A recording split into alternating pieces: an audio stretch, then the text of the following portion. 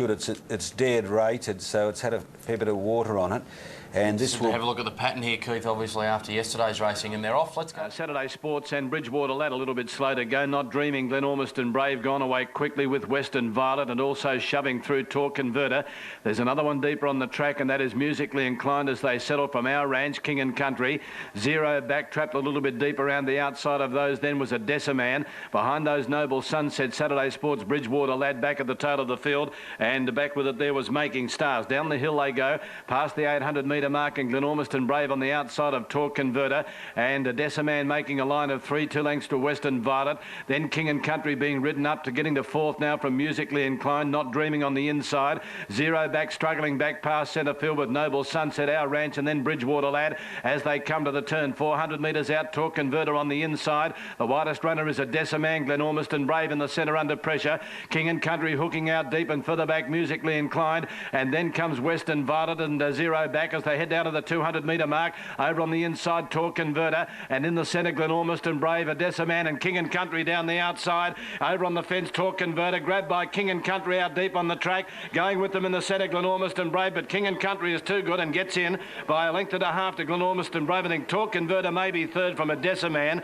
Then Bridgewater Lad, who made ground behind those. Then Zero back, Musically Inclined.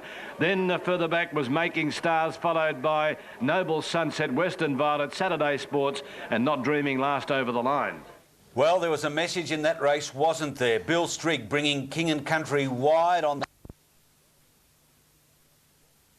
by Neville Wilson on Mandela from barrier 2, and Watch for Ripen, who has drawn barrier 11 there racing. Fairly well, Mukta, Cheap Trick and Celtic Mill slow out. First to go Juamba with Mandela, away smartly Episode, just easing back. Around them goes Elberick, and also Tyanga Bay showing speed. Behind those Tenero on the outside, Young Datori from Ripen.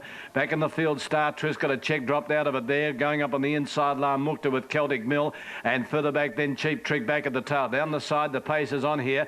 Mandela, and on the outside, Elberick matching strides a length and a half to Juamba, and then comes Episode. There's another one racing around those as Ripen moving up to join the lead from Tyanga Bay.